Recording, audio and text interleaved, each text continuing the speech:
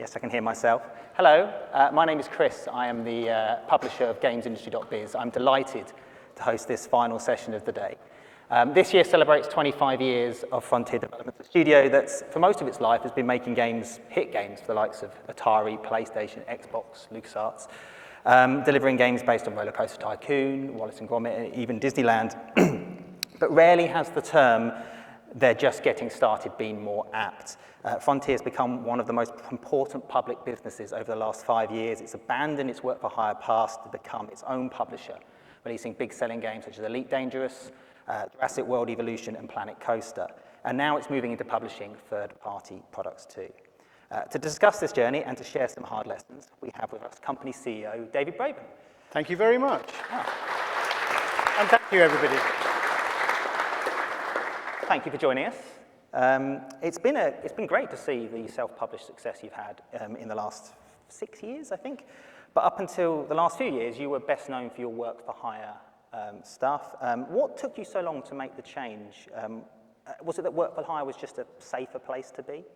Well, firstly, I see this is our first 25 years. Yeah. And I think, work-for-hire is a bit of a misnomer because you're designing the game, releasing the game, doing a lot of the work for it, but actually it's probably riskier in our experience than publishing ourselves, because the work-for-hire model is quite low margin, and if you have a publisher who has a problem, that can actually be a challenge for you. And we had that 3 times during our 20 years, because if you think of the 25 years, roughly 20 years of that was in the work-for-hire world. But the beauty was, we were making numerous, very successful games and making a lot of money for quite a few people. We kept Atari going for quite a while. Well, you obviously worked with, during the 90s and the early 90s, you worked with quite a number of big publishers, big and small. Were there any, what was actually that experience like, though? I know you had some bad experiences, but you had some good ones too. It was generally very good, and there are a lot of people who are still around today in different guises, and a lot of it was dealing with external challenges. And I think one of the biggest challenges through most of that period was dealing with retail. And one of the joys these days is being able to sell directly to customers. But one of the real problems, because you asked, why did we spend so long? Why did we take so long to become self-published? And that's because the route to market was very much owned by the big publishers because of the bottleneck of retail. So if a game didn't go into retail, it wouldn't sell. And in those days, some people may not realize, you had to rent the shelf space. You got a certain number of facings in each shop. And then they oversold the shelf space. So you have to pay someone to go and visit every single shop to make sure you're getting the facings you're paying for. And more often than not, you wouldn't be. Mm-hmm. They'd say, oh yes, we've got that in the back if you want it. And to me, that was really shocking behavior. And nowadays, when we're moving to digital, where shelf space isn't restricted, it's much more possible to be able to sell directly to people, but also to have relatively small inventory, if you know what I mean. There are a lot of problems. We work with a really nice publisher called Grolier Interactive, and some people may know it, and we did a game called V2000 with them. But they had a real challenge because they weren't producing enough games to command that relationship with retail. So retail would treat them terribly. And they didn't have full-time staff visiting all the stores to make sure they got what they were paying for. So I think to answer your earlier question, one of the reasons it took us a while to go full self-published is realizing you've got to overcome all those hurdles. To be fair to publishers in that time, selling on disc is so many challenges. There are so many people taking a cut. It's very easy to make it very small margin, because of all that effect. Then this retail problem just compounds it. Because, of course, you've got to make a large number of discs in advance. You've got to pay for them in advance. And therefore, your estimates have to be right. So it's actually quite risky. You actually moved into Elite Dangerous, people associate with the start of this self-publishing era. But actually, I don't know if it was your first self-published game, but one of your big self-published hits was actually in 2008, I believe, with Lost Winds. That's right. We did that with a small team and a small amount of time. And it was an experiment to prove to ourselves as much as anything else that we could do it. Because one of the problems you see in a lot of industries is believing your own hype. I'm a member of a group called Cambridge Angels, which invests in small startup companies. And the number of times you see people tell us a story where it's going to grow, change the world, and surprise, surprise, sort of, it doesn't. But I also wanted us to be very conscious that it's quite a difficult thing. You know, it's funny, when we were first floating in pre-2013, when we were in the lead up to floating, there was a lot of cynicism that we could sort of go up against the big boys, go up against EA, Activision, with a game like Elite Dangerous. And then after the event, they said, oh, well, you cheated, you used Kickstarter and all this sort of thing. So that they still weren't convinced. And so that cynicism happened again with Planet Coaster.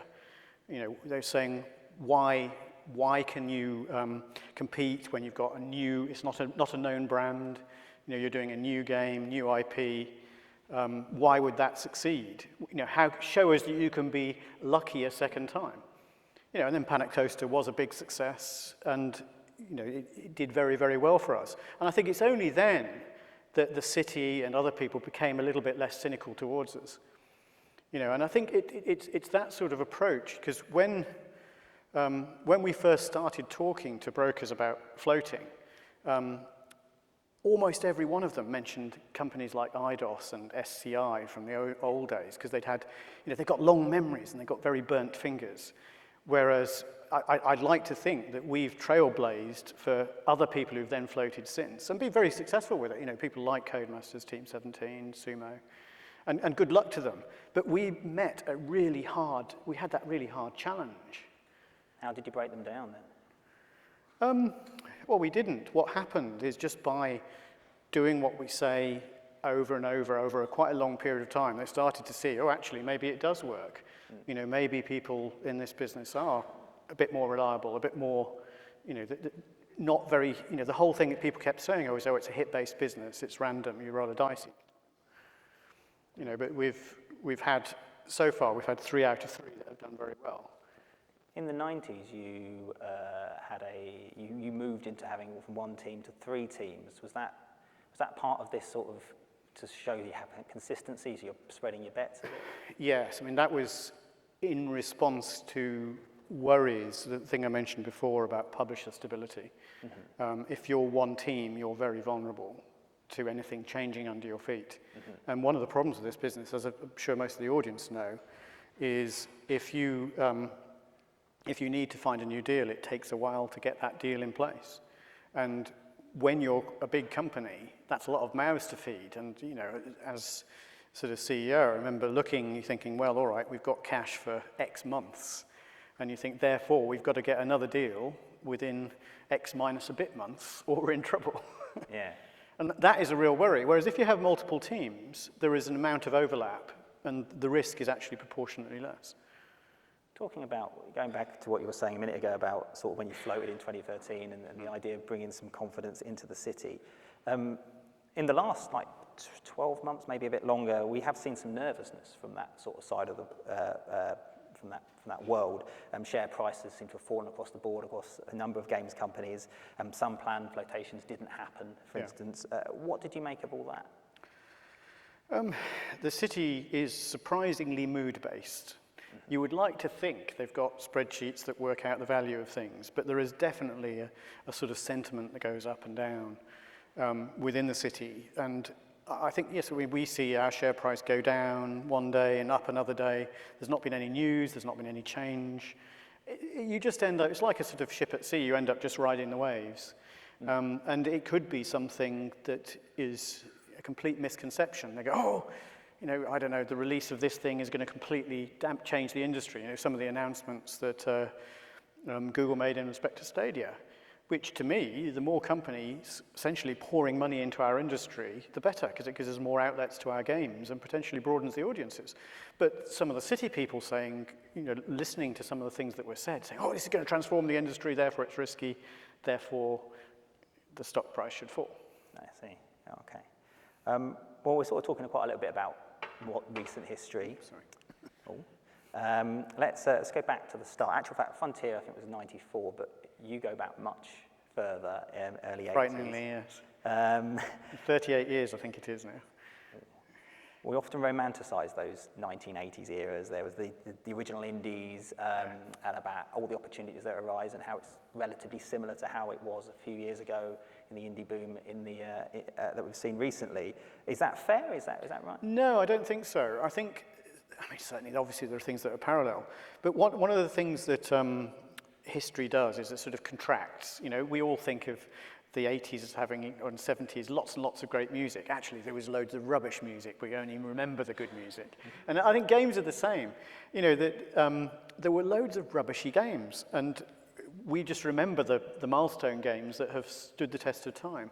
And I think when I first started was just people were, you know, most game distribution was literally stuffing jiffy bags with cassettes and a photocopied single page of instructions that you wrap around the cassette, shove in the jiffy bag, write the address on the outside and send it off.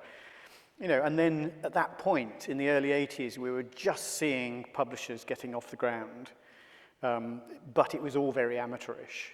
And there wasn't really any coherence. It was just, I think in 83, companies, people like Boots and W.H. Smith, then had a games section. And you could only get into those games sections if you were one of these publishers. And, you know, so it was just changing. But I think one of the things is if you're selling a game with cassettes and jiffy bags, then you're only ever really going to sell a small number of thousand copies. You know, and it was a very different world. It was, if you imagine now, if you have a successful game on something like Steam, you can sell tens or even hundreds of thousands of units, or in some cases millions of units for a small indie game, without a lot of effort. If we're being, you know, comparatively speaking, I mean, you know, imagine stuffing 1 million jiffy bags. It's just not going to happen.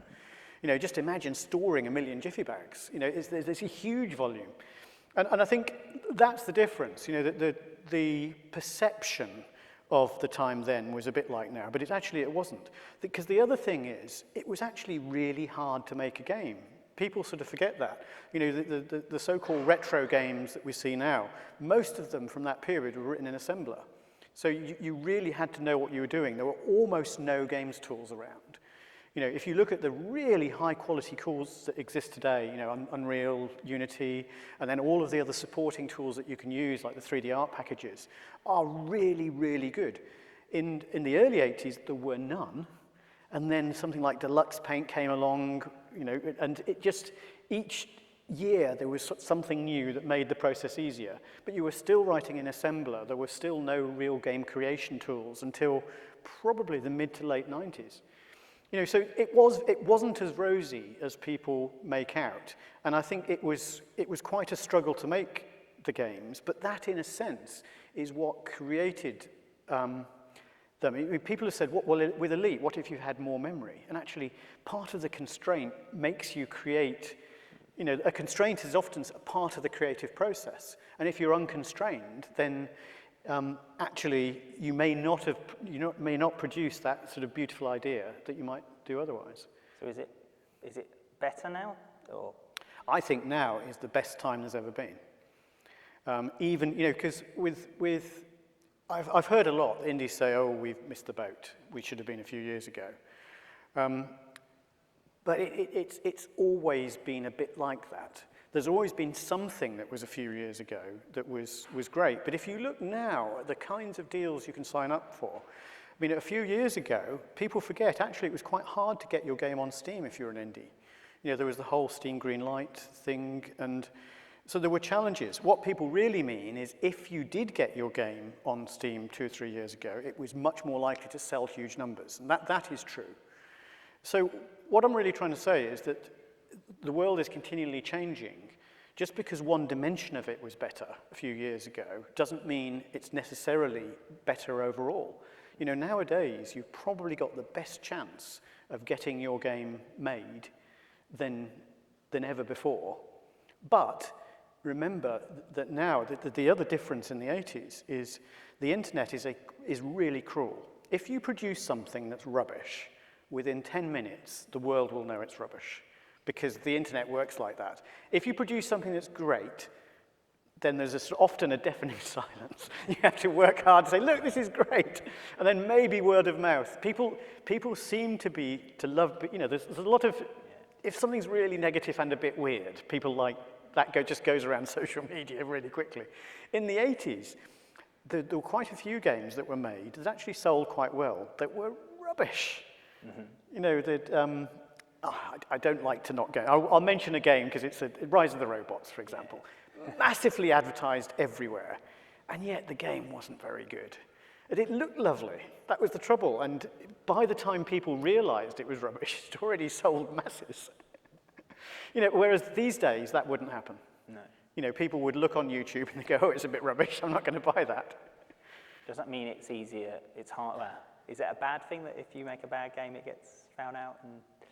I think for games in general, it's really good that it's good games that succeed. Mm. I think if it doesn't really matter whether they're good or bad, just whether you have a publishing deal, which sort of was the case in the 80s, then I think that's bad because you might buy a game at full price and it might be rubbish, or you might buy a different game and it might be great. Whereas nowadays, I think as a rule, games are pretty good. We move into the 90s and the birth of Frontier, and you're working with all those big publishers. I know you had some ups and downs with them, as we talked about a minute ago, but how did you find they were to work with? Because Frontier makes quite different games in many respects. That makes it easier to speak to them because you approach them with something different, or was it harder? I think talking to publishers is, you're working together, and the best arrangements are where you are what I call the same side of the table, where you're both working towards a really good end result. There are companies that we worked with, Ardent Animations, for example, were wonderful. At first we had approvals for, this is Wallace and Gromit, for all the details. We did 2 games with them, one called Project Zoo, and then Curse of the Were-Rabbit with the film. And by the end of the second one, because they were producing the film, and particularly Nick Park was really busy, we were doing approvals on their behalf for third-party things, like soap dishes and things. The relationship had got so good. And I think that's a really big positive. We'd worked with them for a while. They're a really lovely company. If anyone's seen interviews with Nick Park, he really is like that. But I think as a rule, working with publishers was good. And I would just, much rather there was a bit more openness. And I think often when working with them, we were in the late 2000s and the 2010s, we worked with Microsoft for quite a long period of time. And I think that was very interesting. And I think they're a very good, very reliable publisher. Didn't Microsoft, wasn't it a bit too good with Microsoft? Didn't it delay you a little bit? Well, yes, there's an interesting question there, because we did Lost Winds as an experiment in looking at the merits of self-publishing. And it was a huge success. The game, it won various awards, it made its money back very quickly.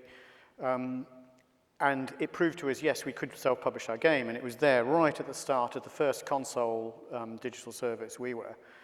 The challenge was, though, that, because we then did a lot of analysis of the market, is that at that point, there was very little local storage, other than on PC. The route to market, therefore, was quite challenging. And I think we decided we were going to self-publish, and we started building things in that route. And at that point, also, we were working with Microsoft. We were working on a Kinect launch title, Kinectimals. And then we went on to do the Disneyland Adventures game, Kinectimals now with Bears. We did various things with Microsoft. We also worked on some other Microsoft projects, including things like HoloLens. Mm-hmm. And all of that was really positive. But in the meantime, we were looking at, we'd started work on Elite Dangerous, planning for the Kickstarter. And I think it probably happened later than it might otherwise done. The great thing with a publisher like Microsoft is they pay on time, which, from a finance running a company perspective, that is really, really, really helpful. Yeah. And it's quite possible other publishers don't necessarily pay on time. Yeah. And there is a certain other publisher we might have gone to court with a few times. Yes, yeah. I was going to mention that. Yeah. What about, I guess, working with platform? You work with PlayStation as well on Dog's Life. Yes. And I guess they were a little bit more open to doing more interesting experimental stuff. Yes, I mean, Dog's Life was a very difficult game to get placed with a publisher. And it was a game, because one of the things of that period of time is, looking at the games market generally and girls in games, I loved the idea of the world as a dog and actually figuring it would get as many girls as boys playing games. And I remember seeing a stat at the end of the 90s that as many girls use the internet as boys. So I thought, wait a second, therefore, there should be potential for girls playing games as well as boys. And we showed Dog's Life, we go, oh, this is great. But it was too different to what was around. Because if you think, and this would probably be in the year 2000-ish, 99, 2000. And it took us quite a while. That game didn't come out till 2003. And it was, as you say, it was with Sony, and they were more prepared to take a risk, I think, which is great. But it's a shame that it took a while to get that interest, because it was a game I was very keen on, and we then went on. We did Roller Coaster Tycoon games with Chris Sawyer. The Roller Coaster Tycoon 3 did very, very well, and Roller Coaster Tycoon was probably the first game that had a very nearly equal male-female audience. But if you think of most games at that time, it was the high 90% male.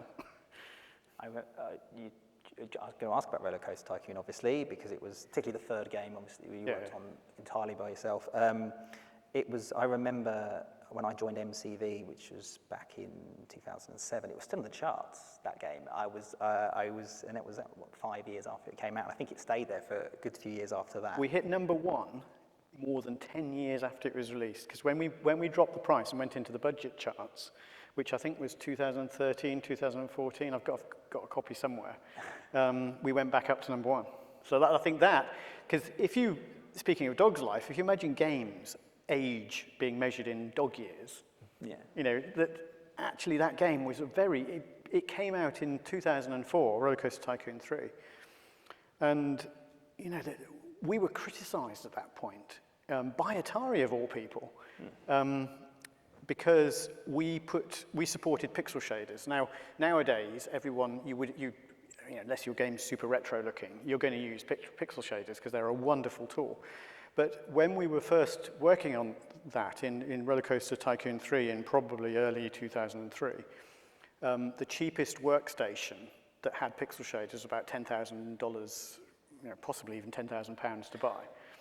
And they said we were bonkers supporting that in a game that was much more of a family game. And I said, no, we're supporting it because I think we'll get the covers of all the magazines. Because we could do shiny water, we could do all sorts of things, reflective surfaces, which at that time looked like it was a render.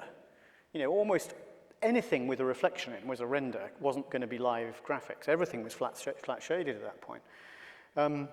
And we had detail sliders that would turn it off. And I think, that criticism was, and one of the things I said back to Atari, I said, look, this will be worth, it'd be less than $1,000, the price of a machine that can do pixel shaders by the time we ship more than a year later.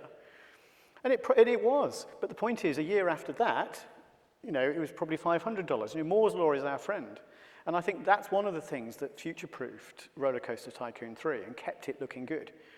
And, we got similar flack for Elite Dangerous on the Kickstarter when I said, right, we're going to support 4K, 8K, and 16K graphics. And, very few people had even heard of them back in 2012. And someone posted that the cheapest 4K monitor at that point was over £1,000. But by the time we shipped, which is about 18 months after that point, it was about 400. And now you can get one for less than £100, a 4K monitor. And 8K, I saw 8K in John Lewis recently, and apparently there is already a 16K screen around in Japan.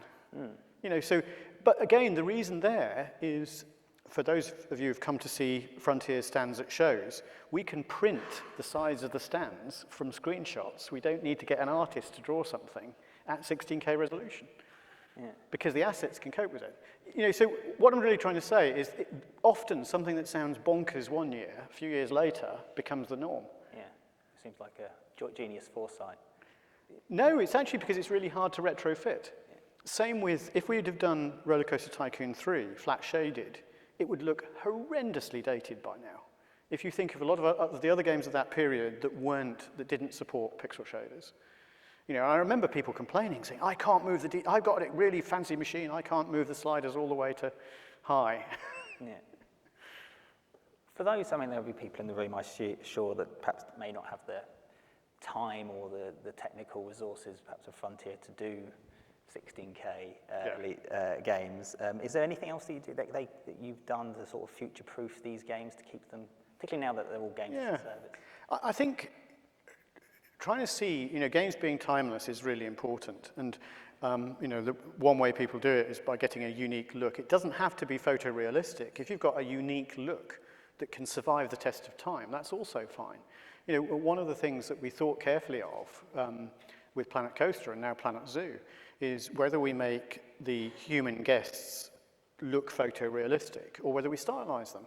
And one advantage of stylizing them is it can make it a lot more timeless, but also it means that expressions can be read from a much further away distance. Make the eyes slightly bigger, the brows slightly more pronounced, brows and cheekbones. And then it gives us a style of our own. And I think that's very helpful. And I think, a lot of games, particularly indie games, have done very well by having a look which is characteristic of the game. There are a lot of beautiful sort of art house imagery, if you like, that you can see working in 10 years' time, as well as today, because it's not limited by the technology. It's more of a stylistic choice that the artist has made. And there's some beautiful games around like that. Obviously, it helps, particularly with your modern games. People are still playing Elite Dangerous now. They're still playing Planet Coaster. Jurassic World's quite recent, but they're still playing that, obviously. And all of your games are built like this now.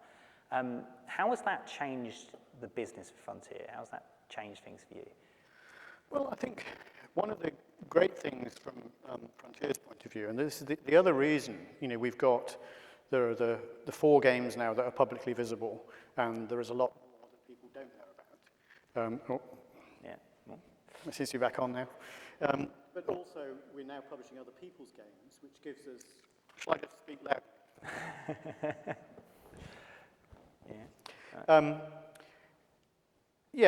In terms of the different games, from the point of view of people working at Frontier, obviously, Elite Dangerous has now been going for quite a while. It's 7 years since the Kickstarter. But what's great with having that range of different games in the company is people can change and say they might be sick of space games, but they can work with dinosaurs, they can work with coasters, that they can work with zoo animals. That broad range of things people can do means hopefully people will be happy to stay at Frontier. And a company is its people. And one of the things that we do really try to do is to make sure that people are happy and don't feel that they've got to resign in order to change their job. Obviously we have some people leave, but we have a lot of people who come back after a year or two, and I think that's a very healthy thing. To try and make sure we make people's life at Frontier enjoyable.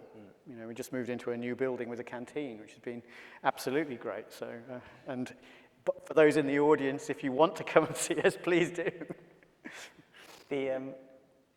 Does it allow you sort of the planning as well and avoid things like crunch and also financial planning and that kind of thing? We're in an industry where people are very, very dedicated to what they do, but it certainly helps hugely. We've got a long visibility of what people will be working on, what we will be working on. When we're working on work for hire, it's a much harder thing. If you think of running a company as a bit like a game of Tetris, the blocks don't necessarily fit together very well. And if you've got a project with some external company, getting that to fit well with the other plans, you can end up with gaps very easily. Whereas when we're self-published, we can get them. Okay. If I put it down there. Yeah, if you you can plan a long way out. You can work out to say, well, all right, we need this piece of technology for this later game, so people once that's done, they can move off onto this other thing. And I think also from the people at Frontier's point of view, so well, actually that would be really good because I'd like to move on to that other project that's starting at that point. So we've got visibility out for quite a few years from now, which we've never had before. Also that, I guess, that you've got money as well, and that's allowed you to go into publishing third-party games. So you're now the gatekeeper yourselves. Why do this? It's a fantastic opportunity, and I think working with other people, we've got a really, really good marketing team, and we can make better use of that, so you can amortize a bigger team over more people. But more importantly, I think we've always thought, because obviously we were the other side of the table for a long time, and I think we're probably one of the only developer-led publishers around, where we look at it something with a development mindset, not a marketing mindset. Because one of the challenges we had over many decades was most of the people we were dealing with in the publishers were from a marketing background. And the way I've likened it is, it's a bit like building a house. If you want to show the house off to someone who isn't a builder and doesn't quite understand how houses are built, where you end up decorating the house to make a milestone look pretty when you haven't done the plumbing yet, then the first thing after the milestone is to rip all the furniture and decoration out just so that you can do the plumbing. It's a slightly different mindset, and I think from a developer point of view, the thing that really matters is it a good game? And is the plan going forward a solid enough one that we have confidence, and hopefully the people we're working with have confidence? That it's a two-way street thing, and the deal that we've announced with Hemmermont is very interesting. They've worked with other publishers before, and so I think that's a great thing, hopefully a great thing for them as well. Is there anything you're particularly looking for? Is there something that's particularly a Frontier game? Are we looking at Sims? Or? I think we've got more expertise in that area. So I think that's probably helpful. But we can go a little bit, because within Frontier there is a lot of expertise that's a little bit further afield as well. So we'd have to balance that. I think we're looking for something that just can be very good. And I think that's one of the challenges. And people where we can see working with for a long period of time. I'm sort of coming to the end of my questions. Does anyone else have any questions for David at all? Anyone at all? James, do you want a question? Given the success of Jurassic World Evolution, are you open to working with more licensed properties, applying other IP to your kind of gameplay? Yes. We did say we would. The question, by the way, was James was asking if they would add more if they're interested in working in more licensed properties after Jurassic World Evolution.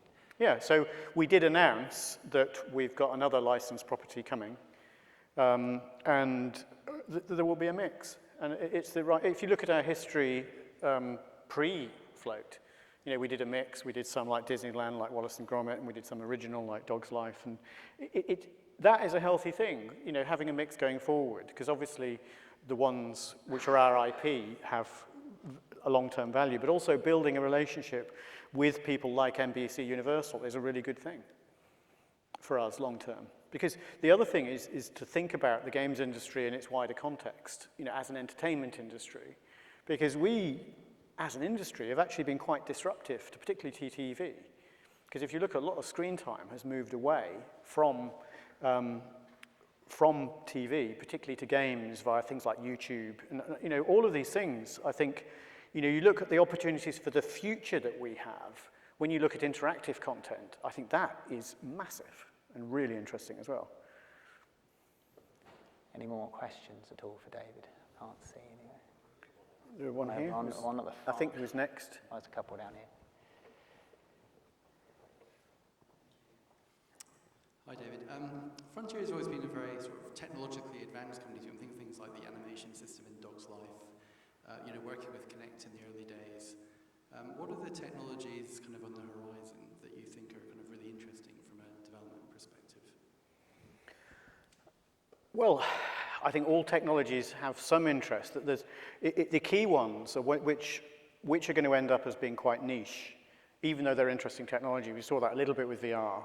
I think VR is very interesting, but then when you see it in a family situation, you see that actually it can be quite divisive.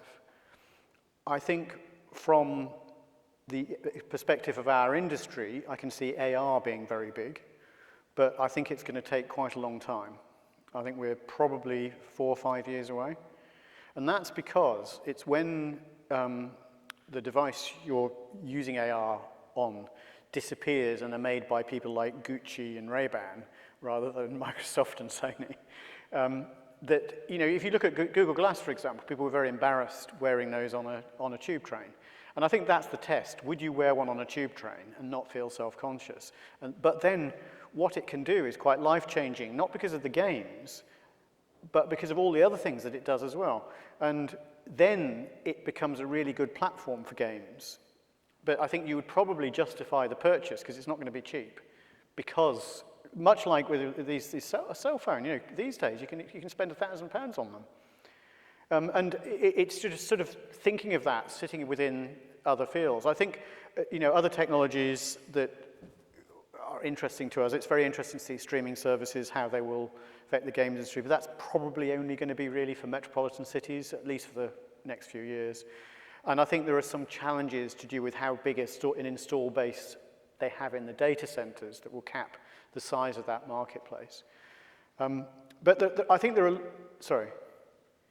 lots of other sort of other things that will happen as well. You know, if you think of our industry as well, almost every month, certainly every year, we see something new coming along. And we just got so used to it changing under our feet. You know, we've got a new console generation coming. We've got not just the streaming services, the new business models, look at things like Games Pass. All of these presenting extra opportunities to us. So I think it's not just specifically technology, but the other key big opportunity is one I mentioned, the entertainment industry. That's going to be giant, and we've hardly seen the beginning of it. You're always, before you spoke to me about perhaps the industry, they just get a bit excited perhaps about the latest technology. You know, that thing with VR where you're one of the first people to work on VR projects. And that's right. I mean, because we've got our own technology, we supported the Oculus Rift as it was then, probably only 2 or 3 weeks after the first DK1 headsets shipped in Elite Dangerous in December 2013. And I think we've sort of tracked that ever since, which is why we learned a lot about it, but why we are also thinking it was likely to stay niche. It's an interesting niche, but still likely to stay niche. And if you look at all the other technologies like Kinect, PlayStation Eye, all of those things, they're interesting augmentations, but they tend to be very focused to specific opportunities rather than being industry-wide. You know, and I think a lot of the other technologies we just adapt and embrace, and we almost forget we've got them. You know, you remember all the other like analog controls coming along, you just come to accept them. We're seeing voice control coming, we'll just come to accept them. I don't think there'll be a sudden change to say, oh, we suddenly got this. And I think we'll see more and more of that. And each time we do a new control thing, we broaden the audience a little bit, and that's a good thing. Do we have any more questions? Yes, we've got one down here. So you talk of broadening the audience. What about broadening the developers? So you talk a little bit about whether you think Raspberry Pi had the impact that you wanted it to increase the number of people exposed to computing at an early age and entering the workforce? Yes. The original, back in, 2003, 2004, where we saw the number of graduates coming out of university drop off a cliff, that was the trigger point to try and look at solving the problem. And the problem was that people just didn't want to study computer science anymore. And it looked like it was the rise of ICT in schools that just killed any interest in computer science dead, because it was really, it's really what office skills really, you know, it's talking about PowerPoint, Excel, Word, rather than what it replaced, which is computer science that went out in about 88, 89. Which was actually studying programming, devices, you know, you had, long had Logotron and, you know, little programming robots and things like that. And I think that was a tragedy. And I remember talking to Margaret Hodge about it and actually having a bit of a row on a stage, you know, about the acceptance or not of ICT and how it was going to damage computer science. Anyway, Raspberry Pi we formed it in 2008, which is, and then obviously the first ones came out in 2012. The great thing is, that the number of applicants to university that dropped off a cliff, they fell more than a factor of 2, i.e. 50% in 1 year, has now higher than ever for Cambridge University and most other universities. It went up so that the ratio of places on the course to applicants went up to, I think it's now about a factor of 10 for Cambridge, which has gone the other way. It's now really hard to satisfy those number of people. So in terms of their original objective, absolutely. But it's had a lot of really good secondary objectives, because one of the things, we mentioned girls in games before, but girls in computing, it's the same sort of issue. And one of the things that really good achievements, I think, of Raspberry Pi is, and by the way, it's a charity, but it's very profitable. But that profit then gets ploughed into doing things. And we run code clubs. You probably know about code clubs. We've got over 10,000 of them around the world. But those code clubs, which are children from the age 9 to 13, it spreads a little bit outside that, over 40% of them are girls. And that is a fantastic achievement, I think. When you look at the number of on courses that I've given lectures to, where you see one girl or sometimes no girls, which I think is very depressing. And when people criticize our industry for being very male, which they're right to do, but just to remember that particularly with programming, we're recruiting from that same pool, which is mostly male. So what I'm hoping is, as we see those people who've learned with Raspberry Pi and all sorts of things coming up through the schools, we will see that needle moving to a much more healthy, possibly not as far as 50-50, but something that's just a lot more healthy. So I think, yes, Raspberry Pi has met its goals and then some. And, looking now, with more than 25 million Raspberry Pis sold is great, and it's lovely to see. And we're now the world's third most successful computer after PC and Apple. All those amazing machines we knew from the 80s, it's overtaken them all, like the Commodore 64 or the Amstrad CPC, the Amstrad typewriter thing. Oh, wonderful. I think we're actually out of time for questions. I think we're heading out of time full stop, but I'm going to finish on one note. Looking back at 25 years of Frontier, what advice would you offer to those sort of at the beginning of their development journey? Do something you love, because you will be doing an awful lot of it. What I mean is really try and choose something that you believe in. Even if it's not games, but I think, something that you really want to be spending every waking hour thinking about, or if you're not actually doing it. And because if you don't do it for the love of it, you will end up hating it. Because I know people who've gone into other things like banking and things like that. It's not saying banking's bad, but if you don't love it, then you will end up hating it. Okay. Good advice from David. And good luck to everybody. Thank you very much, David. Thank you all for listening. Thank you.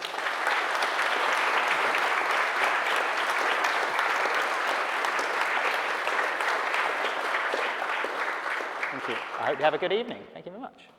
Thank you.